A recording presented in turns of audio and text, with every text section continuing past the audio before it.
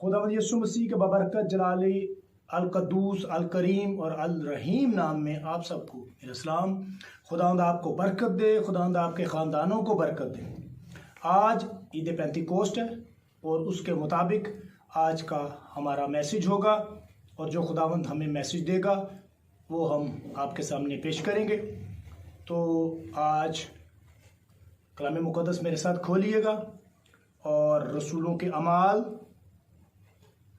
उसका दूसरा बाब और उसकी एक ही आयत की हम तिलावत करेंगे। 38वीं आयत नंबर 38, रसूलों के अमाल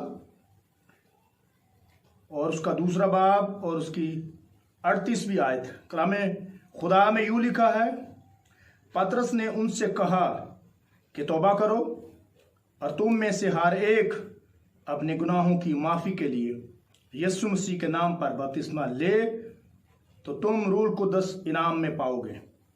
पाक कलाम के पढ़े, सुने, समझे, सीखे जाने पर खुदावंद की बरकत हो। आज ईद पेंतिकोस्त का दिन है, यानी यीशु मसीह के जी उठने के बाद ये 50वां दिन या यीशु मसीह के सऊदे आसमानी पर जाने के 10 दिन बाद ईद पेंतिकोस्त का दिन आता है और आज हम इसके बारे में सीखेंगे। पतरस रसूल बहुत बड़े मजमे के साथ बात कर रहे हैं, हम कलाम हो रहे हैं, मैसेज दे रहे हैं, पैगाम दे रहे हैं और पहला पैगाम दे रहे हैं लोगों को कि अपने गुनाहों से माफ़ी मांगो, गुनाहों का इकरार करो और यीशु मसीह के नाम से बपतिस्मा दो तो रूह कुद्स तुमको इनाम में मिलेगा जिस तरह हमें मिला है।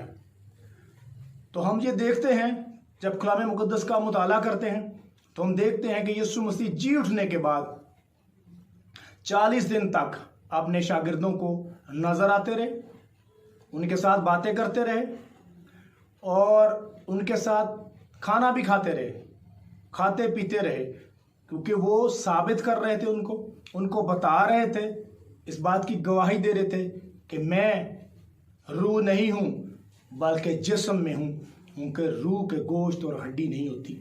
इसलिए यीशु मसीह मुर्दों में से जिंदा होने के बाद 40 दिन तक इसलिए अपने शागिर्दों को नजर आते रहे और उनसे बातें करते रहे और गवाही देते रहे कि मैं मर गया था और मैं जिंदा हूँ और अब्दुल्लाबाद तक जिंदा रहूँगा।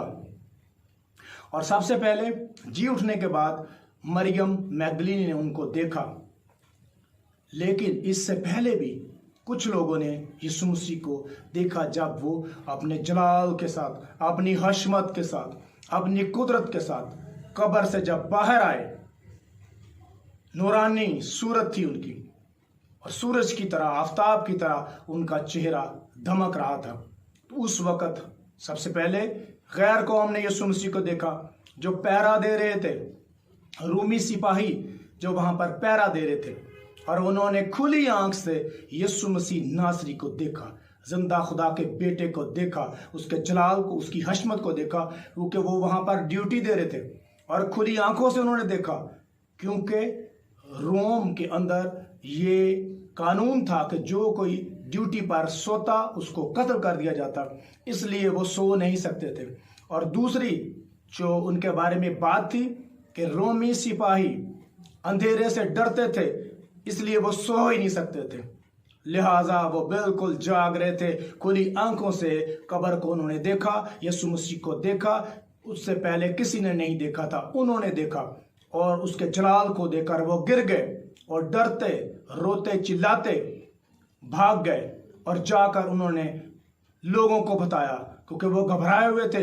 लोगों ने कहा, क्यों घबराए हुए हो? उन्होंने कहा, यीशु मसीह नासरी अपने कहने के मुताबिक जिंदा हो गए हैं, हमने उनका हशमत देखा, जलाल देख, कुदरत उसकी देखी। और उन्होंने जाकर खुशखबरी फैलानी शुरू कर दी। जैसे जब यीशु मसीह पैदा हुए तो गैर कौम के लोग, वो बादशाह जो दूर दराज से चलकर आए थे, उन्होंने खुशखबरी दी कि यहूदियों का बादशाह जो पैदा हुआ है वो कहाँ है, क्योंकि हम उसको सजदा करने के लिए आए हैं। और इसी तरीके से जब यीशु मसीह कब्र से बाहर निकले, उनके जलाल को सबसे पहले रोमी सिपाहियों ने देखा। फिर वो कहनों के पास गए, सरदार कहनों के पास गए, उनको भी बताया कि वो अपने कहने के मुताबिक जिंदा हो गया है, यीशु जिंदा हो गया है, हमें उसके चेहरे से बचा लो, हमें उसके गजब से बचा लो, हमें उसकी हशमत से बचा लो। तो उन्होंने भी सबसे पहले जाकर लोगों में मुनादी की, लोगों में बताया, एवेंजलिज्म उन्होंने कर दिया। और फिर यीशु मसीह के जो फॉलोअर थे, जो उसके पीछे चलते थे, उसमें से सबसे पहले मरियम मैगदलीनी ने खुदावंद यीशु को देखा। और उसके बाद जब अमावस गांव की तरफ दो शागिर्द जा रहे थे तो यीशु मसीह उनके साथ हो लिए, और यीशु मसीह 7 किलोमीटर तक उनके साथ पैदल चलते गए और कलाम की बातें शेयर करते रहे, और तौरात, ज़बूर और अंजील में जो कुछ भी यीशु मसीह के बारे में लिखा था सब कुछ उन्हें बताते रहे। और फिर जब उन दो शागिर्दों के साथ खाना खाने लगे और खुदावंद ने जब खाने पर बरकत दी तो उनकी आंखें खुल गईं। पहले उनकी आंखें बंद थीं, फिर उनकी आंखें खुल गईं और उन्होंने यीशु को देखा, और यीशु मसीह उनकी नज़रों से ओझल हो गए, क्योंकि वो कादर मुतलक खुदा, बाप का बेटा, जिंदा खुदा का बेटा, कब्र पर फतह पाने वाला, अबलीसी को वो पर फतह पाने वाला था। वो जहाँ चाहे जा सकता है और जहाँ चाहे वहाँ से आ सकता है, क्योंकि कायनात सारी उसने बनाई, कायनात का जर्रा जर्रा उसने बनाया, हर एक चीज़ उसके लिए और उसके वसीला से बनी थी। इसलिए वो जब चाहे जहाँ चाहे जा सकता है और आ सकता है। और वो शागिर्द खुशी में भागे वहाँ से खाना छोड़कर और सीधे यरूशलेम चले गए, और वहां जाकर बाकी शागिर्द जहां पे थे उनको बताया कि यीशु मसीह नासरी जिंदा हो गए हैं। उन्होंने 7 किलोमीटर हमारे साथ सफर किया है और वो हमारे साथ उन्होंने खाना खाया, और उस वक्त हमारी आंखें खुल गईं और वो हमारी नजरों से ओझल हो गए। और फिर बाकी शागिर्द जो भी उस बालाखाने में मौजूद थे वहां वो हैरान हो गए ये बातें सुनकर, उन्हें यकीन नहीं आ रहा था। और उस वक्त यीशु मसीह नासरी उनके सामने आ मौजूद हुए और कहा तुम्हारी सलामती हो। और उन्होंने यीशु को देखा और खुश भी हुए, हैरान हो गए कि उस्ताद हमारे सामने है। और यीशु ने उन्हें कहा मैं मर गया था, मैं जिंदा हो गया हूं और मैं अब्दुल अब्बास जिंदा रहूंगा। और फिर उनसे कहा कि रूह के खून और गोश्त और हड्डी नहीं होती। फिर उनके साथ उनसे खाना मांगा, उनके साथ खाना भी खाया, और फिर उनके सामने से यीशु ओझल हो गए। और वहां खिड़कियां दरवाजे बंद थे और यीशु मसीह वहां पर आ मौजूद हुए थे, क्योंकि यीशु मसीह कादर मुतलक खुदा बाप का बेटा है। वो जहां चाहे जा सकता है और जहां चाहे आ सकता है, चाहे पहाड़ हो, चाहे आसमान हो, चाहे जमीन हो, उसके लिए किसी चीज की कोई रुकावट नहीं, क्योंकि कायनात का जर्रा जर्रा उसने बनाया और उसके वसीले से बना। इसलिए वो जहाँ चाहे आ सकता है और जहाँ चाहे जा सकता है। और इस दफ़ा जब यीशु की मुलाकात हुई अपने शागिर्दों के साथ तो तोमा रसूल मौजूद नहीं थे। तोमा रसूल ने जब ये सुना कि यीशु जिंदा हो गए हैं तो उसने कहा कि मैं यीशु मसीह को देखूंगा, उसके हाथ की उंगलियों में सुराखों में अपने हाथ डालूंगा, फिर यकीन करूंगा। और जब अगली दफ़ा ये सारे बालाखाने पर हाजिर थे, बैठे हुए थे, उस वक्त यीशु मसीह फिर आन मौजूद हुए और उन्होंने उनसे बातें की। और तोमा रसूल से मुखातिब होकर कहा मेरे पास आ और मेरे हथेलियों के अंदर अपनी उंगलियां डाल के देख और मेरी पसली को देख, उनके रूह के गोश्त और हड्डी नहीं होती। तोमा रसूल ने कहा आए मेरे खुदा, आए मेरे खुदावन। तो यीशु ने कहा मुबारक है वो जो बगैर देखे ईमान लाए, और तू तो देख कर ईमान लाया है। तो यीशु मसीह 40 दिन और 40 रात अपने शागिर्दों को नजर आते रहे, उनसे बातें करते रहे, उनके साथ खाते पीते रहे, ताकि उनको इस बात का यकीन हो कि यीशु कब्र से जिंदा हो गया है, कब्र पर फतह पाई है और अब्दुल अबाद जिंदा रहेगा। ये यीशु मसीह उनको बताते रहे, गवाही देते रहे। इसलिए 40 दिन और 40 रात वो ज़मीन पर रुके रहे। और जब उन्होंने आसमान पर जाना था और उन्होंने तमाम शागिर्दों को कोहे जैतून पर बुलाया, गलील के पहाड़ पर बुलाया, बैतनिया के सामने बुलवाया। और ये 40वां दिन था, यीशु ने आसमान पर जाना था, शागिर्दों को बुलवाया।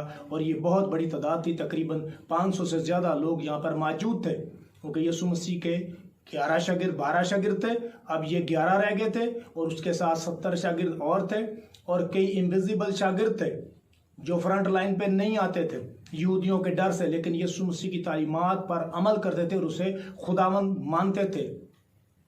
और ये तकरीबन 500 से ज़्यादा लोग थे, और उनके सामने यीशु मसीह उनसे बातें करते थे और उन्हें कहा कि आसमान और ज़मीन का कुल अख्तियार मुझे दिया गया है, बस तुम जाओ और तमाम कौमों को शागिर्द बनाओ और उन्हें बाप और बेटे और रूह कुद्स के नाम से बपतिस्मा दो, और उन्हें ये सब तालीम दो जिनका मैंने तुम्हें हुक्म दिया है, और देखो मैं दुनिया की आखिर तक हमेशा तुम्हारे साथ रहूँगा।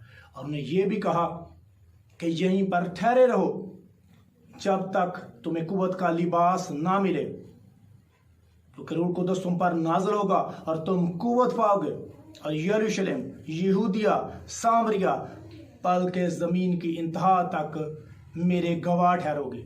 और इसी तरीके से यूहन्ना रसूल की मार्फत लिखी गई अंजील में भी यह बयान है, यीशु ने कहा था कि मैं तुम्हें कभी यतीम नहीं छोड़ूंगा, मैं तुम्हारे लिए मददगार भेजूंगा और वो तुम्हारे साथ रहेगा, बल्कि तुम्हारे अंदर रहेगा और अब तक तुम्हारे साथ रहेगा। और ये जब बातें यीशु मसीह उनके साथ कर रहे थे, तो यीशु मसीह के आहिस्ता आहिस्ता पांव ज़मीन से उठना शुरू हो गए, आसमान की जानिब जाना शुरू हो गए, और शागिर्द हैरान हो गए कि ये क्या हो रहा है, ये आसमान की तरफ जा रहे हैं। क्योंकि यीशु जब उनसे बातें करे तो स्लो ऊपर जा रहे थे, आहिस्ता आहिस्ता आसमान की तरफ जा रहे थे, क्योंकि साइंस ये कहती है कि ज़मीन के अंदर कशिश है और हर चीज़ ऊपर से नीचे आती है, लेकिन यीशु ऊपर जा रहे थे। साइंस का बनाने वाला भी तो यीशु है, ज़मीन को बनाने वाला भी यीशु, आसमान को बनाने वाला भी यही, कायनात को बनाने वाला भी यही, कायनात के ज़र्रे ज़र्रे को बनाने वाला यही, चांद सितारे सूरज को बनाने वाला भी यही, नबियों को बनाने वाला यही, पैगंबरों को बनाने वाला यही, सारी कायनात को बनाने वाला भी तो यही है। और ये आसमान से आया था और आसमान पर जा रहा था, और स्लो यीशु मसीह अपने शागिर्दों से बातें करते हुए आसमान की तरफ जाना शुरू हो गए। और फिर आहिस्ता आहिस्ता वो आसमान की तरफ गए और एक बदली ने उन्हें छुपा लिया, और 2 फरिश्ते आकर उन लोगों के पास आकर खड़े हो गए, शागिर्दों के पास। उन्होंने कहा, ऐ गलीली मर्दो, क्या ऊपर देख रहे हो? यही यीशु जो तुम्हारे सामने आसमान पर गया है, और यही लाखों करोड़ों फरिश्तों के साथ दोबारा वापस आएगा। और शागिर्द खुशी खुशी फिर अपने घरों को लौट गए, यरूशलेम को लौट गए। और फिर वादे के मुताबिक 50वें दिन जब वो दुआ कर रहे थे, तो रूह कुद्स उन पर नाजिल हो गया, और उस वक़्त 120 की जमात थी जब रूह कुद्स उन पर नाजिल हुआ। और रूह कुद्स की बरकत हासिल करने के बाद, कुव्वत हासिल करने के बाद, क्योंकि यीशु ने वादा किया था कि यहीं ठहरे रहो जब तक तुम्हें कुव्वत का लिबादा ना मिले, और जब तुम्हें कुव्वत का लिबादा मिलेगा तो तुम कुव्वत पाओगे। और यरूशलेम, यहूदिया, सामरिया, बल्कि ज़मीन की इंतहा तक मेरे गवाह ठहरोगे। शागिर्द गैर ज़बानों में दुआ करने लग गए, रूह कुद्स पर नाज़िल हो गया, और जितने भी लोग सुनने वाले थे वो हैरान रह गए, क्योंकि